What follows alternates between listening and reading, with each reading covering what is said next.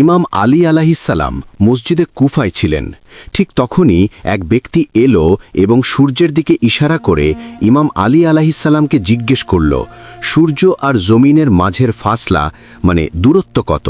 ইমাম আলী আলাইহিসসালাম বললেন, যদি একটি আরবি ঘোড়া এখান থেকে দৌড়াতে শুরু করে এবং 500 বছর পর্যন্ত দৌড়াতে থাকে, তাহলে সে সূর্য পর্যন্ত পৌঁছে যাবে। এই উত্তর শোনামাত্রই সেই ব্যক্তি সন্তুষ্ট হয়ে চলে গেল।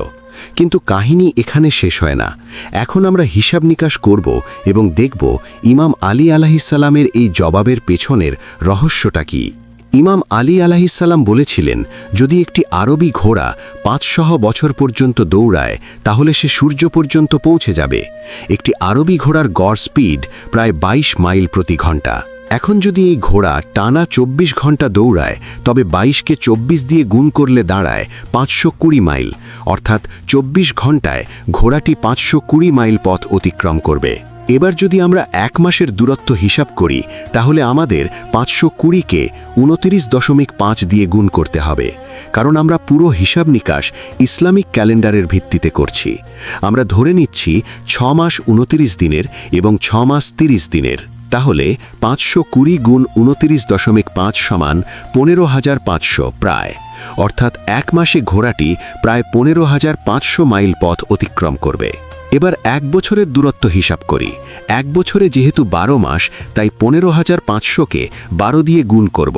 15,500 গুণ 12 সমান 1,86,000, অর্থাৎ এক বছরে ঘোড়াটি প্রায় 1,86,000 মাইল পথ অতিক্রম করবে। এখন যদি আমরা 500 বছরের দূরত্ব বের করতে হয়, তাহলে আমাদের 1,86,000কে 500 দিয়ে গুণ করতে হবে। জবাব আসে প্রায় 9,34,00,000 মাইল বা 9,34,00,000 মাইল। মানে যদি ঘোড়াটি 500 বছর দৌড়ায়, তাহলে সে 9,34,00,000 মাইলের ভ্রমণ সম্পন্ন করবে। এখন যদি আমরা জমিন আর সূর্যের মাঝের দূরত্ব দেখি, তাহলে সায়েন্স অনুযায়ী জমিন আর সূর্যের মাঝে দূরত্ব কখনোই ঠিক একই থাকে না, কারণ জমিন সূর্যকে গোল নয়, ডিম্বাকৃতি বা ওভাল অরবিটে ঘোরে। কখনো জমিন সূর্যের কাছাকাছি চলে আসে, কখনো আবার দূরে সরে যায়। যখন জমিন সূর্যের একদম নিকটবর্তী হয়, তখন এদের মাঝে দূরত্ব থাকে প্রায় 9,10,00,000 মাইল, আর যখন জমিন সূর্য থেকে অনেকটা দূরে সরে যায়, তখন এই দূরত্ব বেড়ে দাঁড়ায় প্রায় 9,48,00,000 মাইল। তাহলে যদি আমরা জমিন আর সূর্যের মাঝের গড় দূরত্ব নিই, সেটাই ঠিক সেই দূরত্ব হয়ে দাঁড়ায় যা ইমাম আলী আলাইহিসসালাম 1400 বছর আগে ইশারা করে জানিয়ে দিয়েছিলেন। সুবহানাল্লাহ। একদিন কিছু আরব লোক আর কিছু মুসলমানের মধ্যে আলোচনা হচ্ছিল। আরবি ভাষায় সবচেয়ে বেশি ব্যবহৃত হরফ হচ্ছে আলিফ।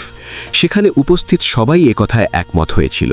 তখন আমার মাওলা আলী আলাইহিসসালাম দাঁড়ালেন এবং আল্লাহ ও তার প্রিয় রাসূল হযরত মুহাম্মদ সাল্লাল্লাহু আলাইহি ওয়াসাল্লামের শানে একটি দীর্ঘ ও দারুণ খুতবা দিলেন।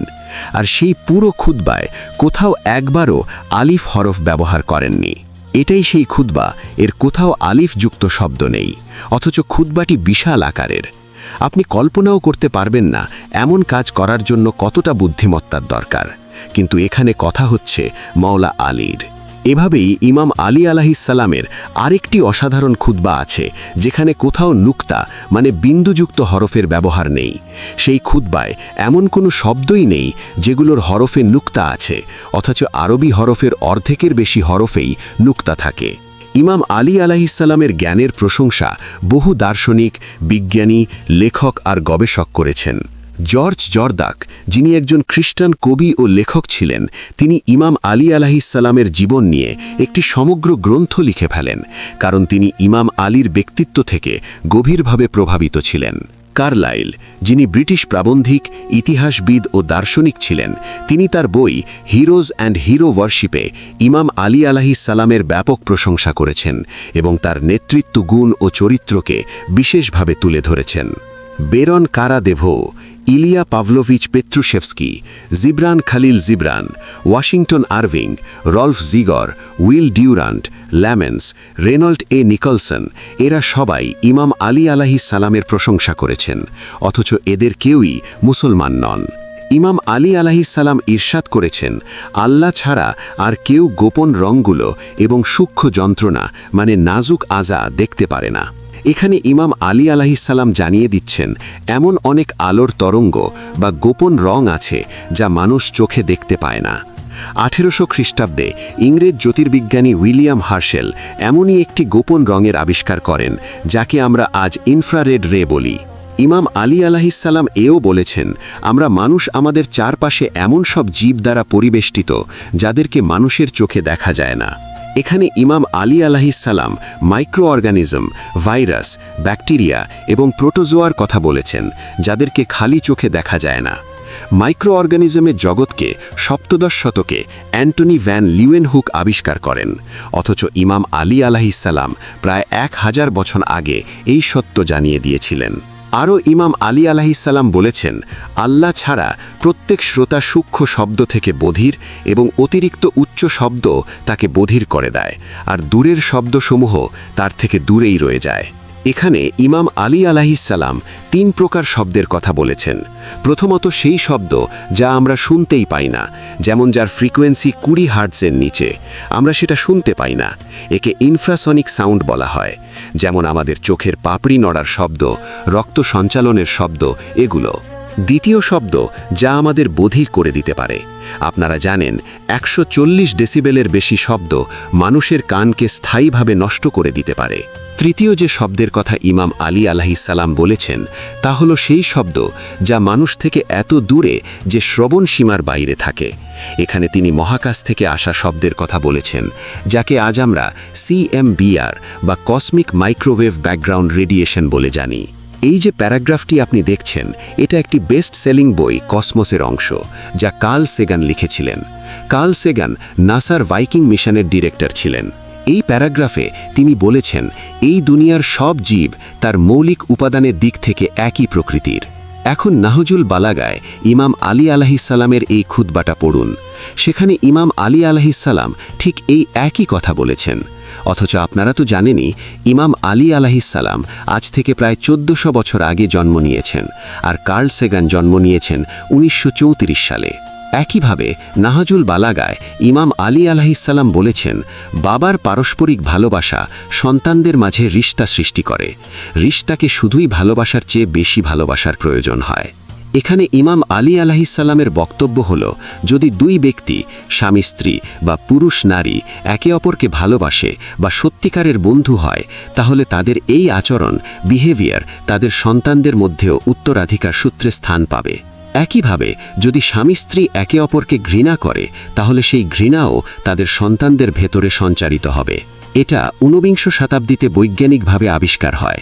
প্রথমে এই বিহেভিয়ার এপিজেনেসিসের মাধ্যমে রাসায়নিক পদার্থ, কেমিক্যাল এবং ফেরোমোনের আকারে এক প্রজন্ম থেকে আরেক প্রজন্মে সঞ্চারিত হয়।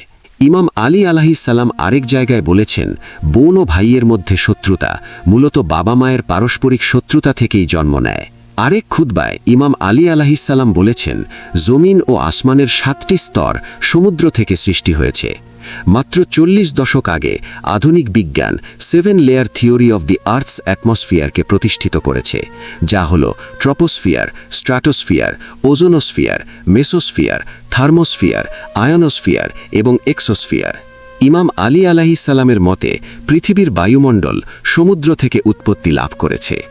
আজকের সব ভূতত্ত্ববিদ প্রায় একই তত্ত্বকে মেনে চলছেন এবং এই বিষয়ে গবেষণা এখনও চলমান।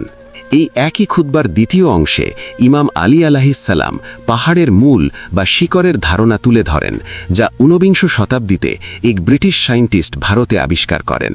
এসব তো কেবল ইমাম আলী আলাইহিসসালামের জ্ঞানের এক ঝলক মাত্র। এর বাইরে ইমাম আলী আলাইহিসসালাম বিশ্ব ব্রহ্মাণ্ডের সৃষ্টির সময় পদার্থবিজ্ঞান, গণিত, দর্শন সহ বহু বিষয়ে বিস্তারিত কথা বলেছেন, যেগুলো নিয়ে আমরা ইনশাআল্লাহ আরেকটি ভিডিওতে আলোচনা করব। যদি আমরা ইমাম আলী আলাইহিসসালামের ইলম নিয়ে কথা বলতে বসি, তাহলে ঘন্টার পর ঘন্টা লম্বা ভিডিও হয়ে যাবে। ইমাম আলী আলাইহিসসালামের যুগে যখনই সাহাবীরা কোনো জটিল সমস্যা বা প্রশ্নের মুখোমুখি হতেন, তারা ইমাম আলী আলাইহিসসালামের কাছেই জিজ্ঞেস করতেন। অনেকেই কঠিন প্রশ্ন করে তার জ্ঞানকে চ্যালেঞ্জ করতে চেয়েছিলেন, কিন্তু প্রতিবারই পরাজিত হয়েছেন তারই সামনে। ইমাম আলী আলাইহিসসালাম বলেছেন, আমার বুকে অফুরন্ত জ্ঞান লুকানো আছে, হায় যদি তা গ্রহণ করার মতো কোনো মানুষ পেতাম।